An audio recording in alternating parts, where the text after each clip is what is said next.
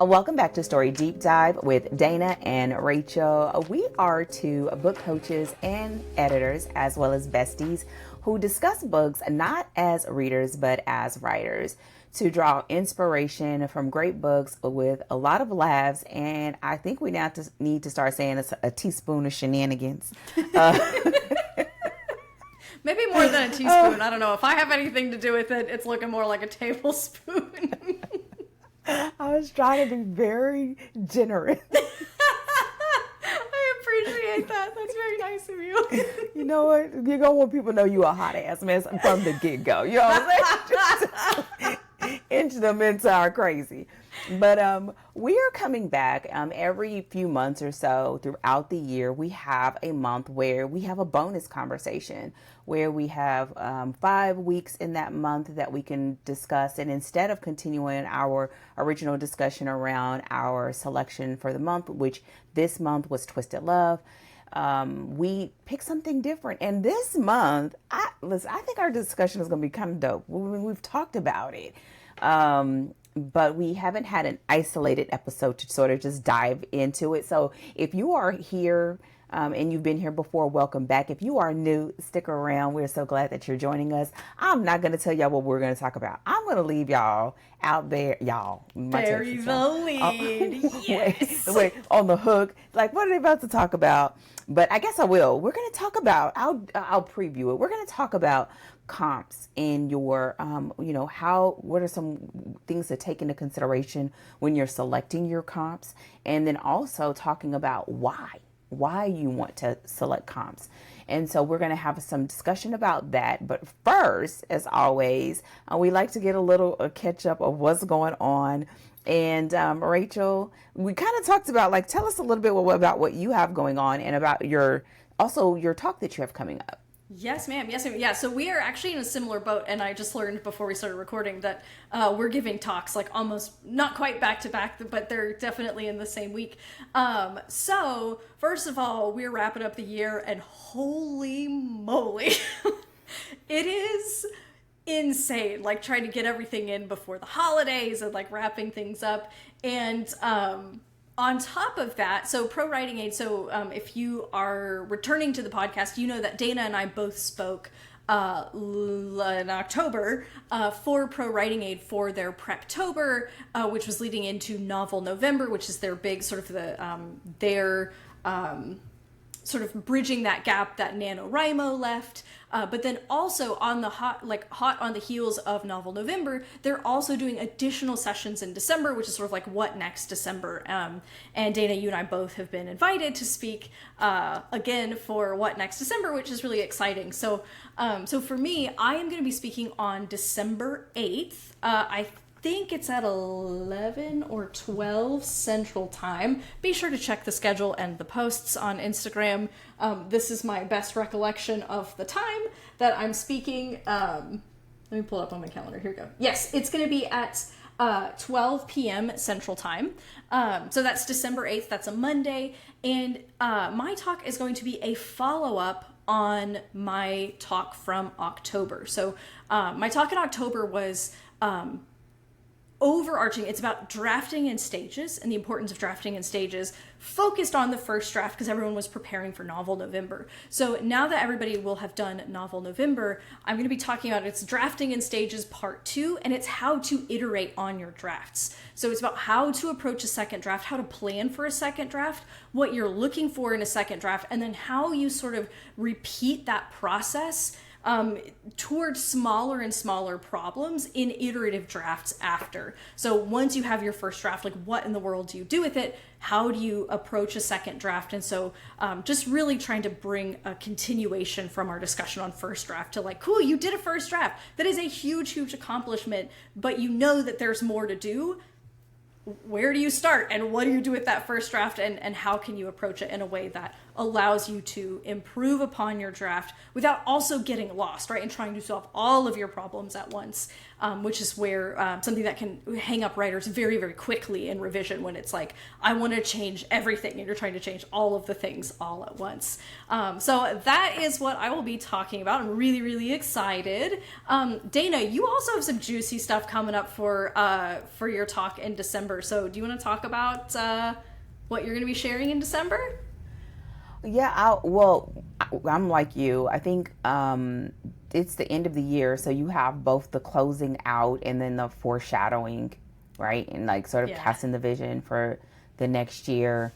And so and on top of writing deadlines, I honestly just feel like I'm up to my eyeballs in stuff.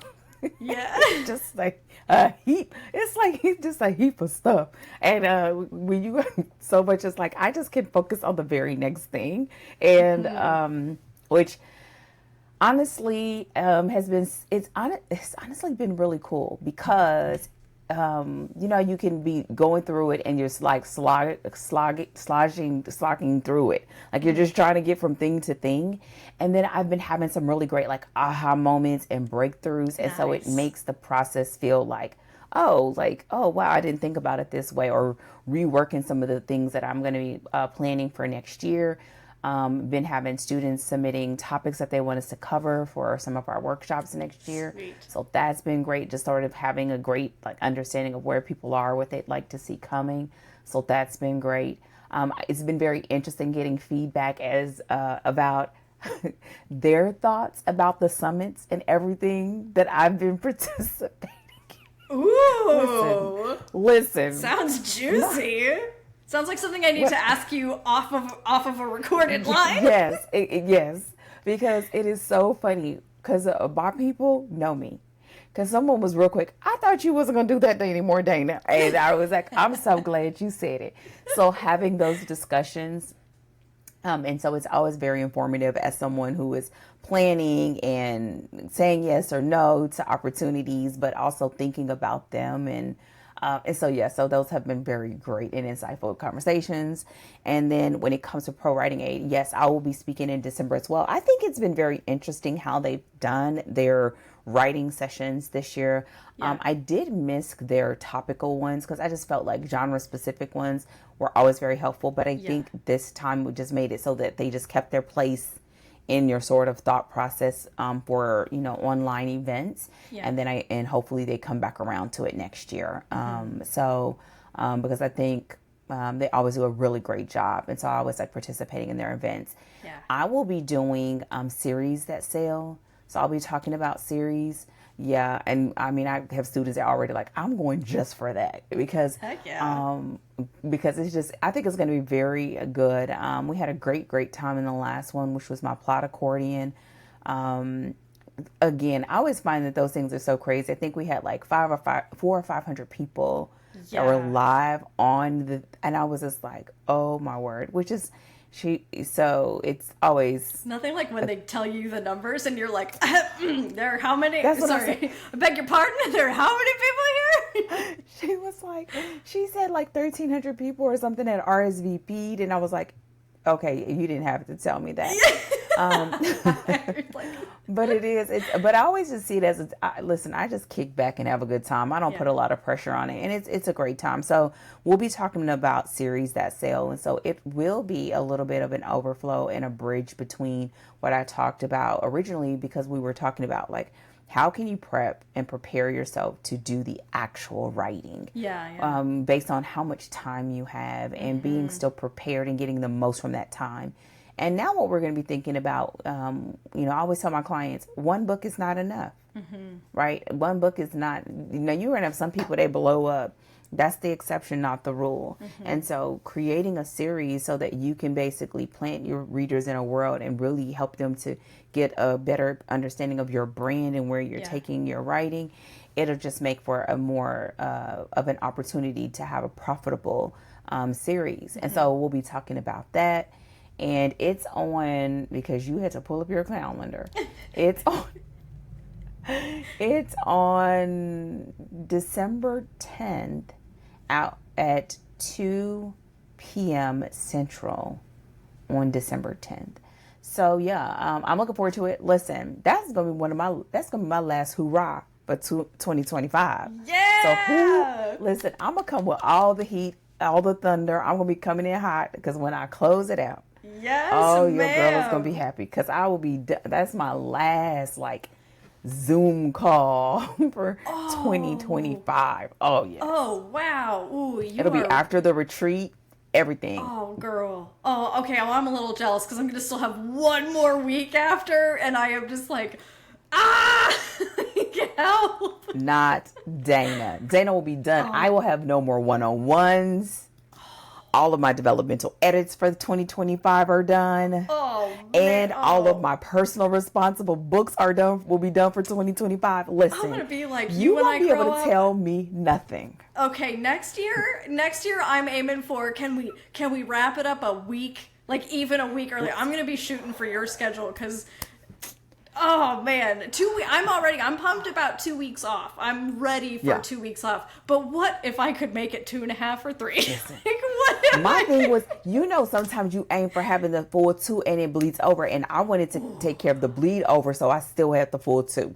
Yes. Listen. Oh man, yeah, because then you wind up and you're doing a little bit that Monday and then that Tuesday. And all of a sudden you got a week and a half off and you're like, hey, it was only cheated. a week. Rude. And then you got to prepare to go back. Yes. Yes, it's no. See, you've learned. This is a woman who's learned the hard way, and she's like, "Oh no, I'm not falling for that one again." I'm like Iyanla Vanzant, not on my watch. Listen, no, I'm not doing it. I'm like, no. So I've been very, very intentional and being very aware to protect that time and protect that space, because if you don't.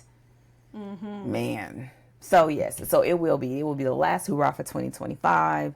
I'm looking forward to it. I think it's going to be a great topic. And so, yeah, and I feel like I haven't talked about it fully, but I have a feeling that we will do another workshop version of it, in DTW, just because you hear it and then having the ability to implement it and ask questions, because those things go so fast. They go so fast. Oh, 45 minutes is a shockingly small amount of time. It really especially if you want to do Q&A. Yeah, it just flies by, for sure. And it's just it's like, and then you're trying to get it in so that it's substantive enough that people get something and that it's practical so they know what to do next. But sometimes in that speed, you also don't have the time to let it sort of marinate enough so that the questions that come through, and the questions always are great, don't get me wrong, but I think it's people just be holding stuff over from something else. It'd be questions from everywhere. I'd be like, okay, that's not what we talked about, but whatever. So that's what I have going on, and just looking forward to this last couple of weeks are gonna be it'll be a whirlwind, but it's gonna be good. Y'all can't see me if you're listening. Y'all won't see my face. It's just scream shocked. if you want to go faster. Listen, you always say that. I was screaming because I wanted to stop. Okay. No. They would confuse my scream for your scream, and it's like, no. She gonna have to go faster on her own. So with that said, we are going to jump into this discussion. Again, we love to have these bonus conversations. We can, if at any time you have questions or things that you would like for us to discuss whenever we have our upcoming bonus session, definitely let us know. You can go to storydeepdive.com and leave a comment with a question that you'd like for us to answer. But we were kind of shooting the breeze before the call and sort of thought about something that I believe we've talked about it, which is comps, which are comparable, if you will, novels that you can look at as a part of your reading, going wide in your reading and going deep in your reading, and talking about some specifics around so the types of books that you may select in order to be a comp, and also, what you get from that and why you would want to do that. And I'm sure as we're talking, we will kind of answer some gaps. I believe we have said it more than once, and I want to state it now just in case we haven't, but I think we have. This is a very vital part in both of our editing practices and our coaching practices. And we both have not just what we'll talk about generally today, but very specific, systematic, if you will, processes that we take our clients through. And I would like to say, and I think I'm right, that because we've been around each other for so long, we have borrowed, inspired, and sort of refined each of our individual processes, because I've done something with the client or she's done something with the client, and we've been like, I'm gonna try that next time. Yeah. And so now that I think that probably in the last year and a half, 2 years, both of us on this front has probably been really locked in and hasn't changed much. The change only comes based upon the author, but not based upon the approach. I think that is very secure. Yeah. So I say all this to say we something like pros. You know what I'm saying? So we're something like pros, you know what I'm saying? So this is something that I think is a very also near and dear to our hearts. And I think it helps to take some of the things that feels like very abstract advice, like read more, and makes it very practical. So, and before we kind of get into discussion, you can like tag team, piggyback anything as far as sort of like our runway into this topic that you want to add as a general comment before we talk about what our points are. Yeah. You know, I really just want to kind of like re-emphasize, you know, things that you have said, because you pretty much covered all of it. But this really, you know, reading and getting comps and like, this really is a vitally important part of like of your writer lifestyle, right? Like this is a part of doing the writing thing. I have that in sort of like air quotes, but like this is really you know, being disconnected from your genre or from the industry, like it's really only going to hurt you, not help you. And a lot of writers who are like brand new into, you know, starting the process, I'll hear sometimes people saying, well, I don't want to read in my genre because I'm afraid I'm going to steal, or it's gonna like, you know, sort of like mess up my creative, like where I'll end up like pulling from someone else's stuff or unconsciously sort of like copying or stuff like that. And there's like two big things I want to say about that. Number one, that's not as big of a problem as you would think. Like, and I'm saying that to anyone who's worried that it's going to make them unconsciously like copy. Because the thing is even if you took the exact same concept, like if you said, you know, one of my comps is Brandon Sanderson's Mistborn, and then you tried to rewrite Mistborn, you would wind up with your spin on Mistborn, right? Like that's the human creative engine. Like people are so individual that you're not going to just like, oh, I accidentally wrote Mistborn, right? But also, and I think the thing too is like getting exposed to other stories, it will raise questions for you that you didn't think to ask. And so rather than saying like, oh, what if I copied Brandon Sanderson's magic system, which I don't think anyone's going to, again, intentionally be like, I'm going to copy this, because you know that you're not supposed to do that. But then you start to ask questions about like, well, what if it worked this way instead? Or what if it was, right? And it starts to, like, it's going to feed your creativity, not hinder it.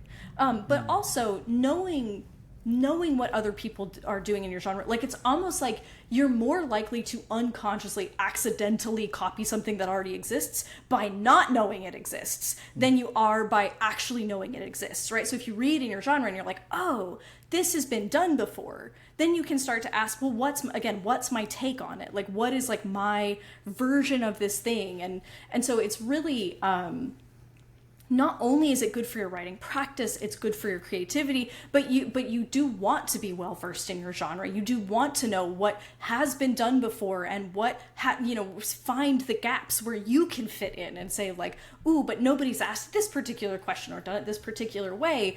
So I just want to highlight kind of those two key things of like, it's really essential to your life as a writer, reading other authors and feeding your creativity and getting an understanding of your genre.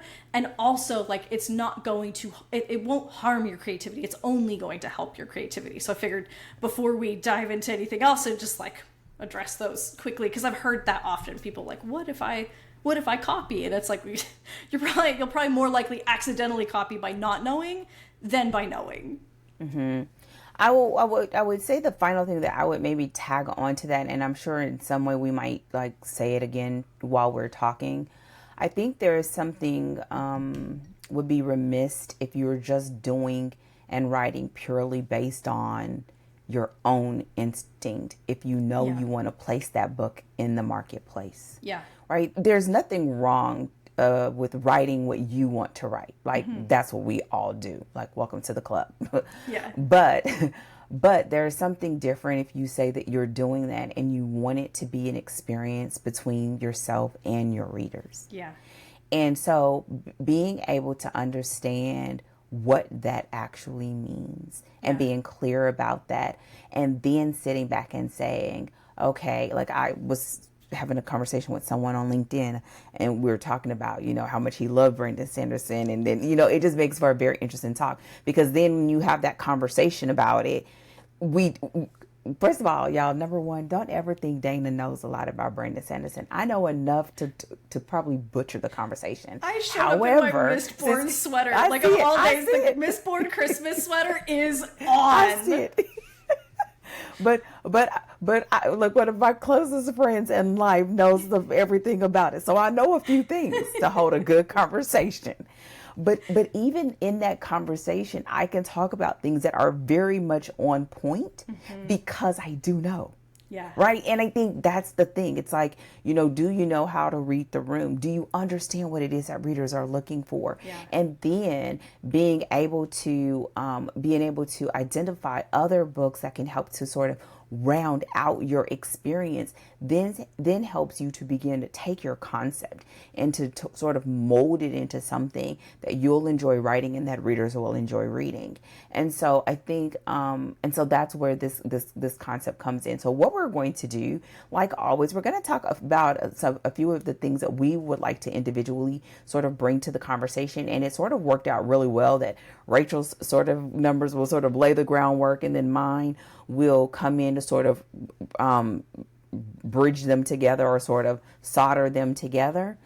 And I would say if this is ever something that you are like would like to go into deeper, definitely reach out to us, because I think this is something that even though we can talk about this in general, it really is unique to the person and to the writer.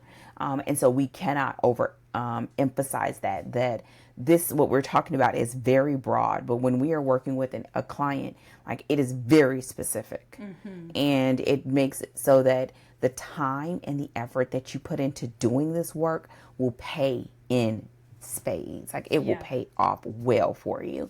And so with that said, go ahead and tell us a few of the things that you would like for us to sort of chat about, where it concerns comps and reading within your genre. Yeah, absolutely. So really what I'm going to be focusing on today is almost like the what of comps, right? Which are, what are the categories that I kind of put comps into, so that you can sort of identify what you're looking for in any individual book and what kinds of, like, the spread of books you might be looking to choose based on these categories. So you can think about, a comp can do any number of things for you. It might do all of the things, it might only do some of the things, but knowing those categories is going to help you identify what you're actually looking for in your comp. And so I sort of have it in about 4 categories to kind of break that down. So I'll talk through the categories, and that's kind of just giving you sort of like the what of comps. What about you, Dana? Okay. If you're discussing the what, I'm discussing pretty much the why, and the why, and kind of like allowing us to slide a little bit into the benefits of that, of what both of us are saying. And so, since we're being very general about it, let's go ahead and dive in, because doing the what before the why. But I will say this is a great time to sort of take some notes. And then when we get towards the end, maybe even stopping and identifying what your comps are, and whether you've looked at it through these 2 different lenses. And then, and we'll get it in. So go ahead, Rachel, and let's talk about your 4 categories as far as like how you sort of see comps sort of classified, if you will. Yeah, absolutely. So I want to say just really quick before we start there, we're talking about comps sort of generally for comparable titles, and we're talking about them to start with almost more for your individual writing practice. But I will say, when you're looking at comps for your individual writing practice in any one of these 4 categories, they can, if you're looking to pitch traditional and you need to have comps for your query letter, you may be able to, you will very likely be able to pull comps from this list of your personal study, right? And so it's going to help you actually get really informed comps for your query letter, because doing something like picking an overly successful comp is sort of ill-advised, as far as if you're like, this is like, Harry Potter, and it's like, okay, well, that's a runaway success series, and you're looking for things that are like ultra specific. And so getting into these categories in depth can actually help you find those ultra specific comps. So we say comps generally for your writing practice, but you can pull comps from your writing practice and use those as your query letter comps. I just wanted to address if people were confused about that slight distinction.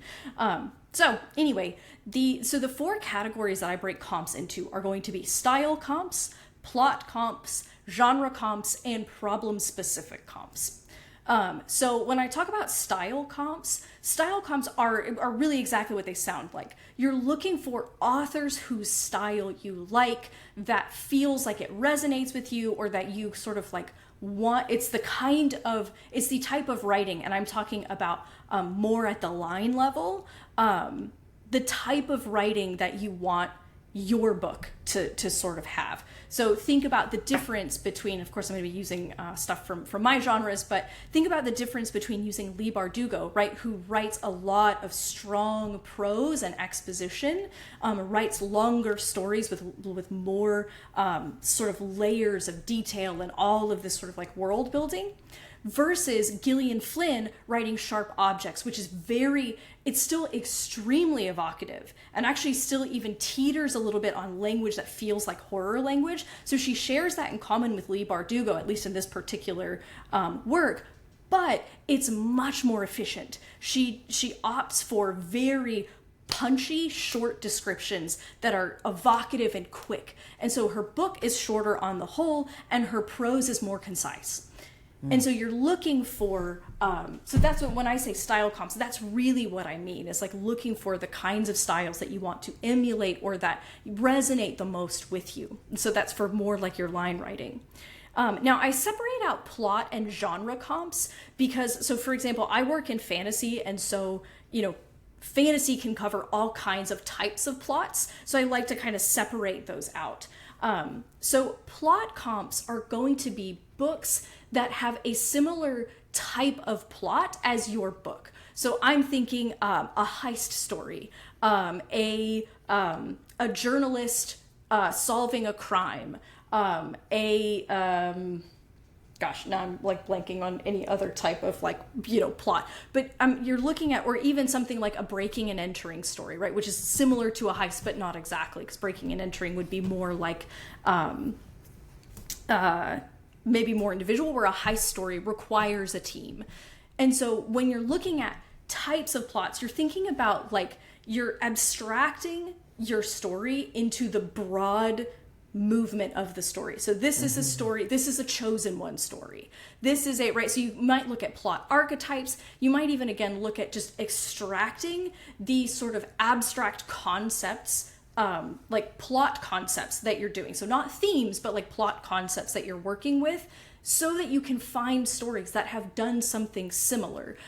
If you're looking at, Ninth House, for example, as a comp, you might be looking at, sort of an outsider inducted into a magical society. We have loads of types of stories like that.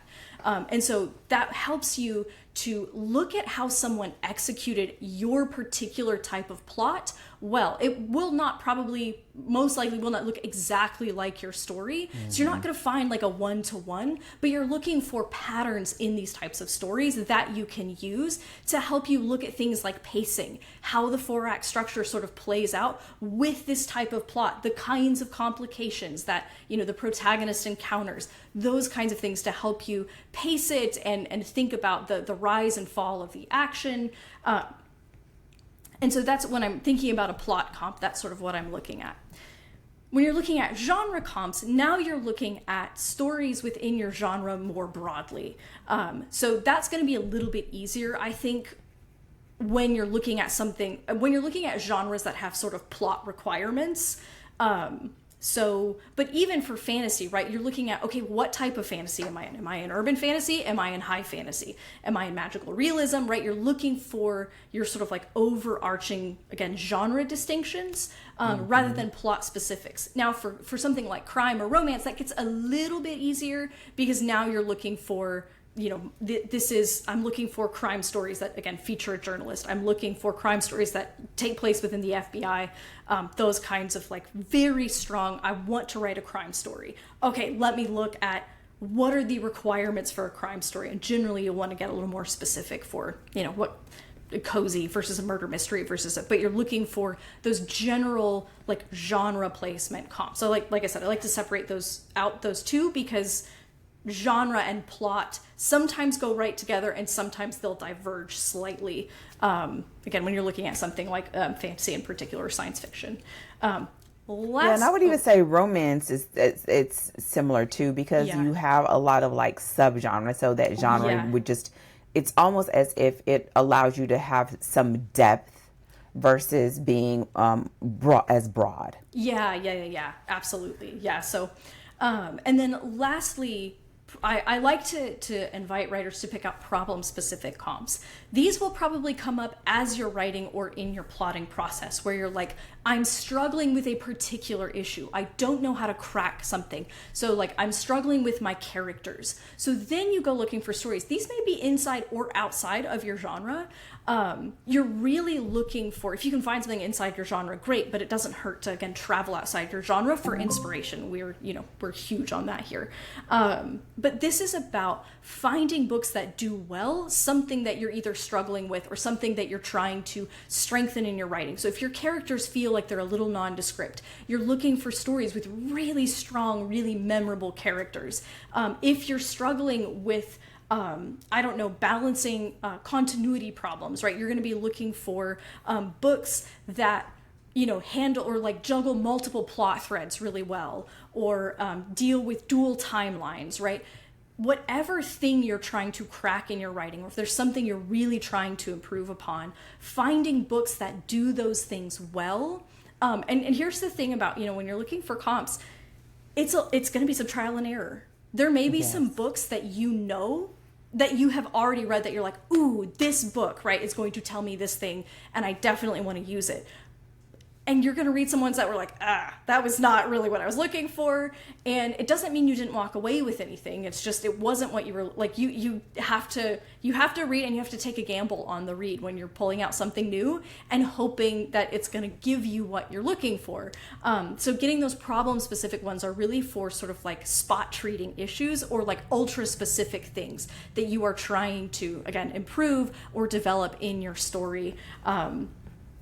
And those kind of fall sometimes like slightly outside of what the other comps might do, because those might be more likely to be outside your genre and that kind of thing. But so those are the 4 categories that I use. So that way, when you're looking for books, you know what you want that book to do for you. You know what information you want that book to tell you. It may tell you all kinds of other information, but it helps you be very targeted in your search and in your reading of, this is what I'm coming to this book for. So it helps you feel very equipped going into it versus sort of just picking out books and reading them at random and not really knowing if you got what you came for.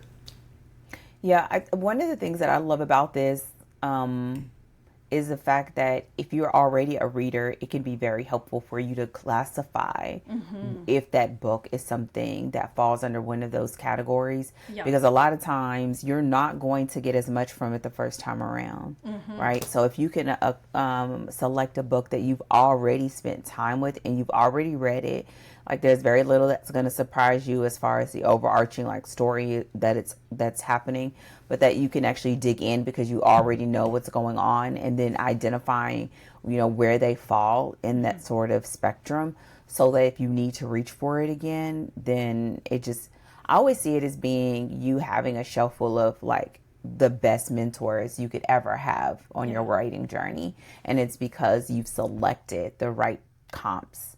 Another thing about the classification, I would say, is that I think being mindful of when you choose to select one of the classifications, like let's say problem versus maybe genre, because you're trying to get the lay of the land, versus problem, like you may be already about to write, or you're already plotting, or you're already in the ideation process, and you need to see this sort of element on the page worked out. And so it's, so it's both like of this thing of what you're selecting and why you're selecting it. Yeah, and I want to like pop in there really quick and also just mention too, it helps you to let go of certain things that maybe are either not your preference or that an author does in a way that you don't care for. So if you're looking at like a certain kind of book for genre specifics, then if you like the line writing, awesome, that's great. But if the line writing feels like it doesn't really do it for you, it's not your preferred style, you can actually kind of let that go. It's good to note those things, right? If like, oh, I don't care for this style. Like I have a client who, I needed her to see the pacing for something specifically, even though I knew that like, look, I know that this line writing is not the kind of writing you want to do. Like set that aside because I need you to pay attention to the functional elements of the plot. And so it can help you not trip up over things that you maybe don't care for as much about books because you're not there for that particular thing. And again, when you find stuff you don't like, it helps you to be like, oh, I don't care for this thing. And that's good information as well. And so it just helps you also know what stuff in a book you can let go of or not worry about because you're there for a very specific purpose. I agree. And I think the other part about this is like it helps you to really amass. And this is why, as far as reading selections, to be able to help you go through your journey. And this is why you hear all the time, like you want to read a lot. But this is a way to take that general advice and make it specific, because it may be in one of these categories or to address a particular thing. Or I know a lot of times, I have clients where we're reading because they're still trying to figure it out. They know they want to do romance, but that's just like saying, I'm going to the grocery store because I want to get food. Yeah. Right? Like, what do you want? Like, you got to be a lot more specific than that. And so it's very helpful. So I love that. So your categories of genre, plot, style, and problem. And there are others. And you may find that there are areas, and I think that problem one is a really good catch bucket. Because it could be, you want to look at magic systems, or you want to look at, steamy versus sweet, or you want to begin to sort of look at how it sort of unfolds on the page, and whether that's what you're looking for. So those are great. Okay, so now that we sort of talked a little bit about the what, I sort of was thinking about the why, selecting those. And in Danger Tales, we have 3 very specific types, but it could be in any one of those categories, but we have 3 specific types, and primarily because we're also always aiming not to just have that sort of understanding, but also to understand how do they play well in the marketplace. Yep. Right? To be able to help you to understand, especially if you've never written, or you've written a book and it just didn't do that well. You thought it was a great book. 3, 4 people thought it was a great book, but did hundreds, did thousands, right? And so one of the things that making these selections and reading in this capacity does is it helps you to understand, like, know your shelf that you're on. Listen, me saying shelf is dating me already, okay? Because we used to say, go to your local bookstore, find the shelf, and look at who's to the left and the right of like where your book would be. But to know your shelf, who are those best-selling authors? What are some of those themes? What are some of those trends? What are some of those tropes? What are some of the character archetypes that you see a lot of? And understanding your marketplace through like the shelf that your work would be on, or the shelf that you would like for your work to be on. Yeah. so that you'll know your show. The other thing is that you will know the genre flow. I am very adamant about a 4-act structure. I work with people that do all sorts of, listen, I've heard 8, I've heard 5, I've heard 3. Listen, I do not have an MFA. It is exactly. It to me, it just seems like people just be making some stuff up. Random numbers. Listen, 257 beats, 7 sequences, like you just everything. Listen, I had one student say, "Yeah, I figured out. I took your handouts and I figured out that I had 27." I'm like, listen, you know what? Do you, boo? But to understand genre flow, that we all may be thinking about a 4-act structure, but based on your genre and then based upon your niche, and for romance based on your subgenres, that flow can look totally different. Yep. Even though structurally it's still 4 acts, and we're moving through it. Yeah. So reading your comps and reading within your genre and looking at the different types can help you with identifying, like, what is that genre flow like? What is it helping to identify, like, what are the reader expectations as far as how the story moves? And some of these things that you talked about, for example, the style may make some adjustments to it, but there are going to be some things that you're going to find that are just facts. Yeah. And what I find is some people will skip this.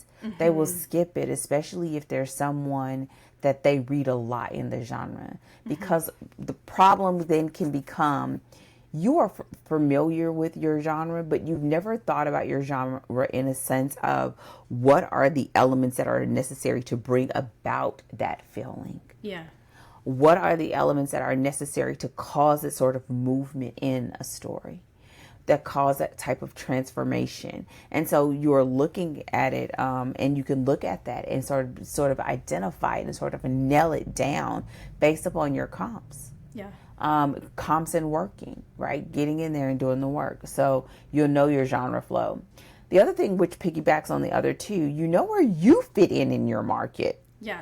Okay, this is the shelf. I know I want to be on this shelf. Okay, this is listen, because Brandon Sanderson keeps coming. Brandon Sanderson, or in my world, Kennedy Ryan or Anna Wang, or what, you understand what they're bringing to the table and what they've done sort of to that sub niche or that subgenre, and now you can say, well, this is where I fit in. Yeah. Right? You may say, well, I do magic, but I do soft magic, and I have a female protagonist, but she's young adult. And, my setting isn't contemporary, but it is historical or whatever. Yeah. All of those choices begin to not just say, here is my shelf, here is my genre, but here is where I am.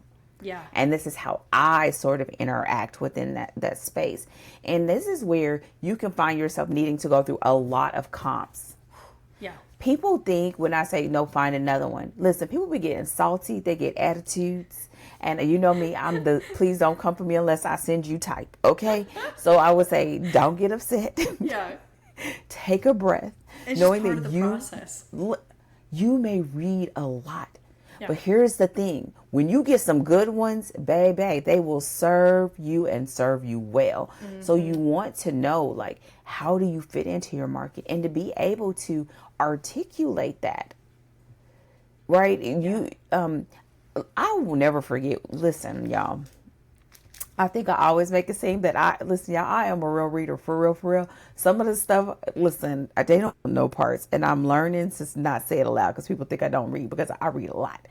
I just read what I like. Who in the world is thinking that you don't read? Because I don't want no dusty books. Oh. I don't want no. Okay, Listen, but ask Dana how many romance novels she's read in a year, which is, by the way, your genre, your niche, and what you teach people. Like, if you don't read 200 romance novels in a year, I mean, you're I probably falling behind, right? Like, listen, because I'm always, oh my God, except for these ones that's really, because I'm like, I'm in fifth, girl, I'm reading fourth week, then I got to go to our next book pick. But when you're doing this, all of this is like, you may find that you are reading a lot, and that you really have to be selective. And this is one of those times where giving up too soon can really mess you up. Yeah. And you just have to be very, very patient with yourself, right? Because a lot of times when you go from being a casual reader to be just a fan of reading to reading because you are aiming to shape something and really allow your mind to wrap itself around the type of stories that you want to tell, that's a different type of reading. Yes. And it can cause you to pick different books. It can cause you to have to slow down. It can cause you to have to take better notes. It can cause you to see nuances in the storytelling approach that you've never seen before. But it also means with each one of those iterations, it can also give you so much clarity. It makes me think about like whenever you go to the optometrist and it's like 1 or 2, all right, 1 or 3, and you're like, wait, they all look the same, but they're not, right? And it's sort of like we're clicking that. I love the clicking sound. I don't like the process, but it's like, okay, 1 or 2, 1 or 2, 2 or 4, 2 or 4. This is what we're doing. We're fine tuning until we get the prescription. Yeah. Okay, come on. For your book. Come on, let's go. And so it means that, you know, in order for you to really be able to figure out where you fit in your marketplace, you really want to look at these and begin to identify what are the options in this particular element and where do I stand, like for my magic, for my setting, for my cast of characters, right? You saying it's a heist versus it is like a cozy that just has a larger cast in general. Those are 2 different type of cast dynamics. Oh, yeah. And someone trying to learn how to build a cast for a cozy or a cozy mystery is different than you doing like me a series in a romance. I may have a nice sized cast, but what I'm doing with that cast is a little bit different than what I'm doing in a cozy, right? Because that cast is almost like the cast and the environment are almost interchangeable, right? And they do some very unique and specific in that world, right?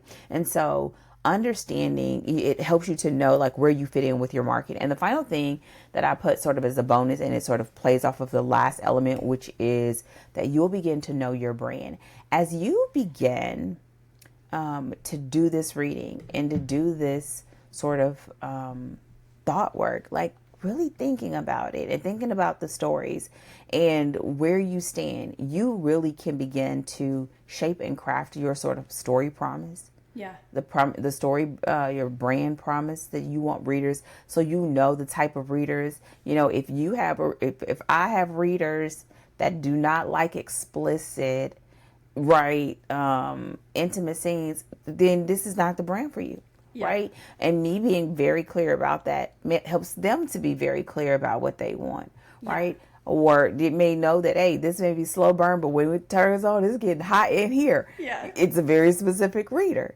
Yeah. And I think in having that clarity that you can articulate for yourself, it makes it even better for your readers and your reader experience. And I said this was a bonus, but knowing your brand is also then how it bleeds over into how you engage your market and how you sell in your market and how you go from being casual readers to fans. And so having this sort of dance between, you know, knowing that you need comps and not just grabbing anything because it's what's popular, but being very specific about why you're selecting it and what you aim to glean from that. And then also then what do I do with the information now that I have it? Yeah. And so I would say when you think about your I kind of wrote them down as a tier. You said it one and I put it in a different order. Do you like for people to look at them in a particular progression, or do you find that they only are picking based upon what the need is, and those may be some of the needs that they have? You know, it depends pretty heavily on the writer. I find that it depends, like, because I think, especially if I'm dealing with, if I'm dealing particularly with newer writers who are still trying to position themselves, we will tend to start with genre and plot, right? These are much bigger issues because they're working their outline, they're trying to figure out the flow of their story. Now, if they haven't written a first draft yet, we're also taking that with a grain of salt, right? Because once they get into their first draft, they discover the truth of the story. And so normally we'll start overarching with plot and genre. For more experienced writers, we may shift more quickly into plot specific because they're looking to achieve something specific in their genre, depending on how long we've worked together, how much they've worked in their genre, those kinds of things. And then we'll shift into like style once we're moving toward that second draft kind of phase. And then because problem specific is such a huge catch-all,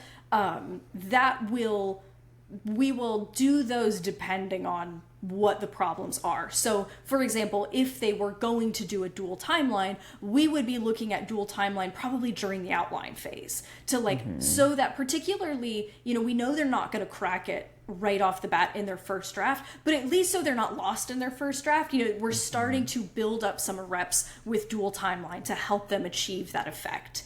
And then we'll probably go back to those for refining in that second draft. Versus if, they're having a problem with a certain more specific aspect of the story that might happen after the first draft, where they're like, okay, I know what the story is, but I'm not cracking my characters, or the magic, I'm having a hard time not info dumping. Then we'll look at, you know what I mean? So the problem specific ones will kind of happen depending on what type of problem it is and where that problem sort of fits in the process, which is kind of the nice thing about working with an editor, right? It's an editor can also help you not just find books, but help you identify no, we're not worried about that yet.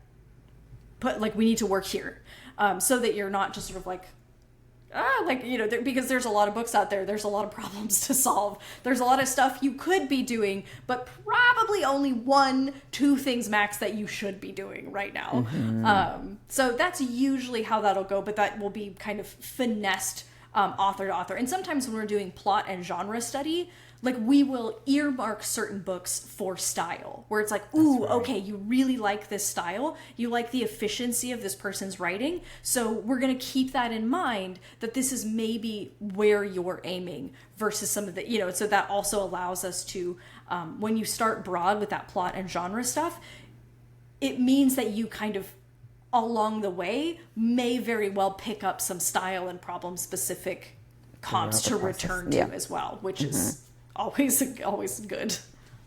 And I want to touch on something. I totally agree. Something that you said in passing, it's that's where working with a book coach can be helpful. And I don't know that every book coach does this. This is something that we've just worked through over time. And I know for me, it's just how I got better, and you just sort of codifying right of what you do.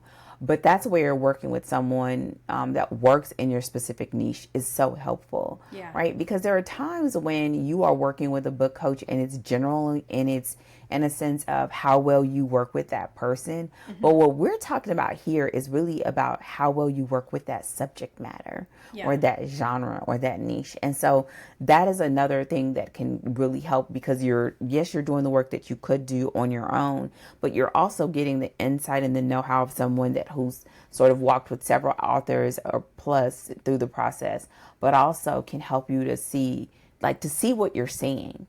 Yeah. Because you may not know yet. Now, some people come in, they've read a lot of stuff and they see themselves. Sorry, Brandon Sanderson. We just keep throwing you into this conversation. You see themselves as a Brandon Sanderson and you're like, well, actually, you're not there yet. Let's go right over here. And it's not bad, but I think sometimes it's just that clarity because they're so close to it that they don't realize. And what we're doing is helping them get a realistic understanding of where they are. And then what are some of the things that we need to do, that if that's the lane that you want to be in, or that's the one that you want to be adjacent to, what are some of the things that we can focus on over your next 2, 3, 4, 5 projects? Yeah. That will be helping you to incrementally grow in your skill set. Yeah. To get you there. And so by the time you've done a complete series or the complete trilogy or whatever, you are going to be a well-seasoned pro, right? Yeah. And so I think that's what makes it very, very, very helpful and hopeful. I would like to know if there's any other things that when people are thinking about comps that you would say, whether they're red flags or things to keep in mind about this topic, or even maybe misconceptions that we should touch on? That's a good question. So I want to pull out something that you said. We touched on it earlier, but I think it's really, really important because you mentioned one of the things you talked about is people get really frustrated with this process. And like the process can be frustrating. And I think it's important for people to know that like the first book you pull out may not be the winner.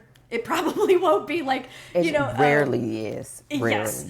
And so, because one of the things you mentioned was like when you start moving from casual reader to intentional reading for your craft, you said specifically you might need to slow down. And that's both in the reading process and in the research process. So like you may very well, and I say this as someone who has done a lot of this.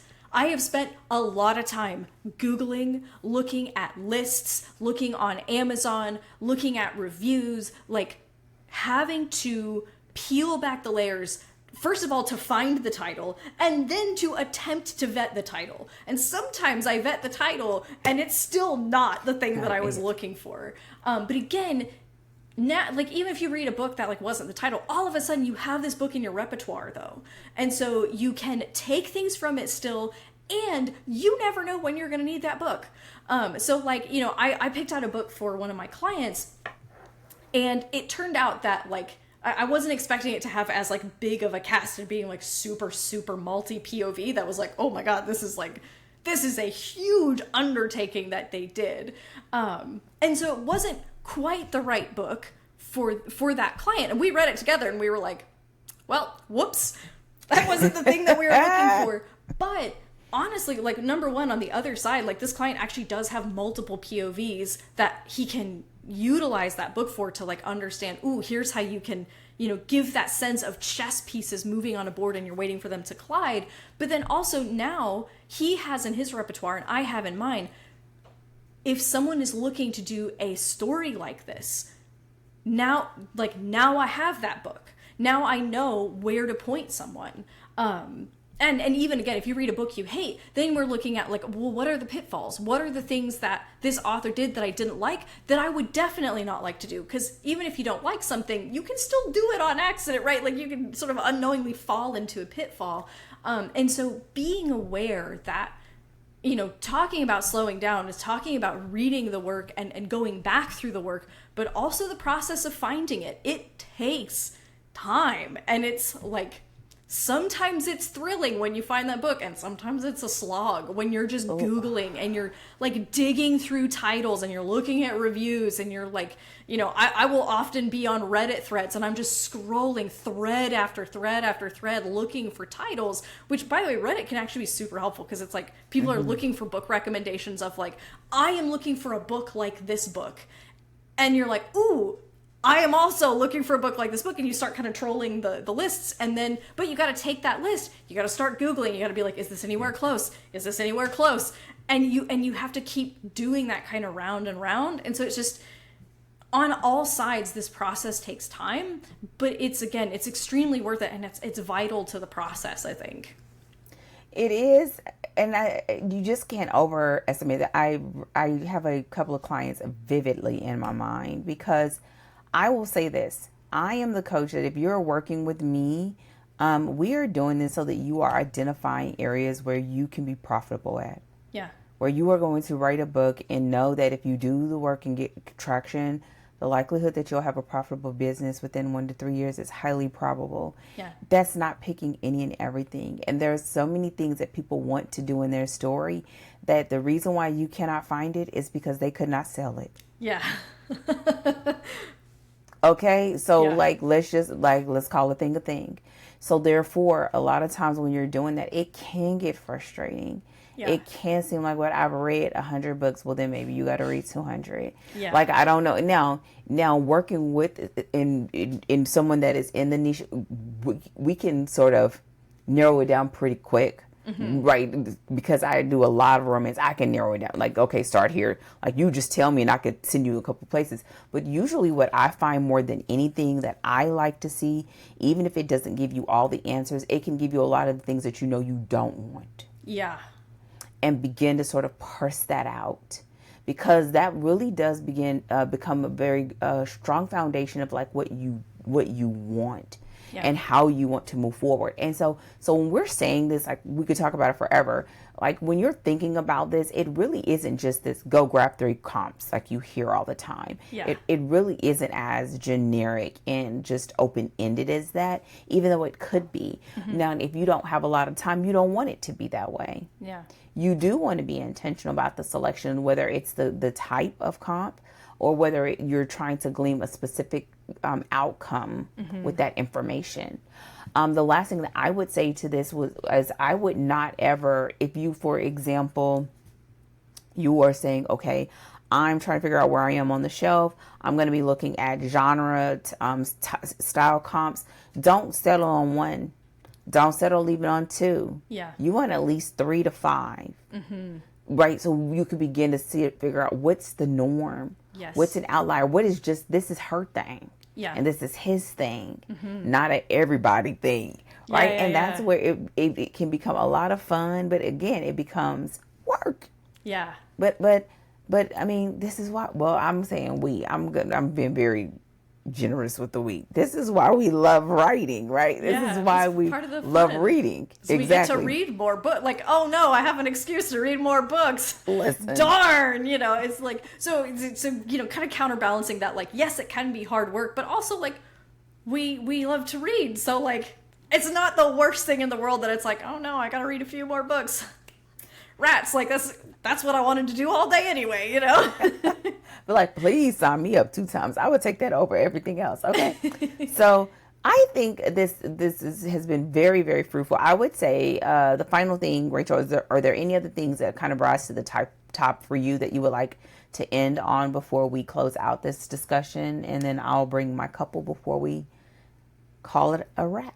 Yeah, I just actually want to just point everyone back to Dana's discussion of where you fit on the shelf and your genre and how you fit in your market. Because at the very beginning of this conversation, I said, now we're talking about your writer kind of growth comps, knowing that from these may also come if you're looking traditionally published and you're doing a query letter, may also give you some query prompts or some query letter comps. I mean, what Dana was talking about when it, like, if that is something you are looking for, if that's something you're aiming to do, revisit what Dana talked about, where you should fit, where you fit on the shelf, how you fit in your market, what your brand is, like, because that's really, like, that particular facet of the conversation is where you're going to pull your query comps from, because that's the information that a literary agent is looking for. Where do you fit in the market? Why do you think your book is going to sell? Who are you like? Who has done well? And how are you also differentiating yourself? So you haven't just rewritten Mistborn, you've done this thing, right? And so particularly, Dana, your conversation about why you pick comps and sort of part of the way that you use them and approach them, that's really going to help you, like, framing it in those terms is going to help you when it comes to picking your query letter comps. I don't know why I keep saying prompts. Query letter comps as well. Like, that's a great framing for that, of, like, where do you fit on the shelf? Who are you like? Who are you not like? These kinds of things. So I just wanted to, since we started with that distinction, just want to draw people's attention back to, like, rewind to that if that's something you're looking for. Yeah, and I would say with that, I think that it can give you a level of confidence when you know that and you can articulate it. Yeah. Because it's hard to write a thing that you can't even articulate. Like, if can't explain it. And it'll show in your query letter. Like, an agent will pick up like that on, if you're not clear about your plot and your like, they're gonna spot it from a mile away. But also readers will. That's why they can spot it. So whether if you're writing because you want to self-publish or whether you're writing because you want to pitch, at the end of the day, the process is a similar process. That's just, we're talking about, that's on the outcome on the other end of the spectrum. So I would say, being able to identify and being able to articulate what it is that you're writing, who it is for, what elements of your story actually lend itself towards those aspects, and why readers would love it. right? What makes it your unique sort of spin on it and take on it, how you're giving them more of what they want, but different, right? It just makes so that you just give yourself more options, and you also give yourself the opportunity to sort of go to the page with a sense of clarity of what you would like to accomplish during that time. So I would say that this could be something that happens over time while you're writing, while you're working on other projects, that you just have a TBR list that you are constantly working on, or you're continuing to glean from. Or you may be like, I think, y'all, I love watching and listening to YouTube videos while I work. And I love this new trend that's coming, I think, from TikTok right now, which is like creating a personal curriculum. And you've created this personal curriculum for yourself of like, I want to study magic systems. Or I want to study a character transformation. Or I want to study anti-heroes. Right. And what it can do is, all the while you are just refining your mind's ability to see, and then to begin to interpret, okay, what's happening, and then to be able to help your writer self begin to translate that into how you express yourself in your stories. And so all of it can go somewhere, even if it means you got to keep finding the ones you can learn from and glean from. Just think about this podcast. Right. Again, if you are new here, welcome. We're so glad to have you. What's up? If you are returning, listen, we appreciate you and we love you for returning. We hope you will rate and leave a comment. We just want to get you to level up your commitment. You know what I'm saying? And so this conversation that we have on this bonus session is for all of you, whether you are new or old, whether you're a new writer or a seasoned writer. I don't think you will ever get away from this. Not if you want to keep getting better and getting better in a progression and scale that is reasonable for you. And it makes you feel good about the stories that you write. And so if any part of this is something that is new to you, go ahead and let your girls know. Go to the comment section, ask a question, add a comment or a thought. If this is something that you would like for us to explore more, definitely let us know. I think our podcast in general is proof that you can have these different types of books, because you may identify a different aspect of each one of those that can lend itself to being a comp for your writing process or your writing progression. And I hope that you will continue to stick around and see more of what we got going on. And so we announced our next reading selection, which it's only fitting that Rachel has on her Brandon Sanderson like Christmas sweater. One of my favorite things that I own. I live on the frickin' Gulf Coast. I do not need a sweater this thick. Now, I bought it before we moved to the Gulf Coast, but I bought it shortly before we moved, not knowing that we were moving. I have no business owning a sweater that's built for Utah winters, but daggone it, we're broaching into the holiday season. Mistborn is our January pick, and I'm feeling festive, and so the holiday sweater comes out. Never mind that it's 80 degrees outside my window right now.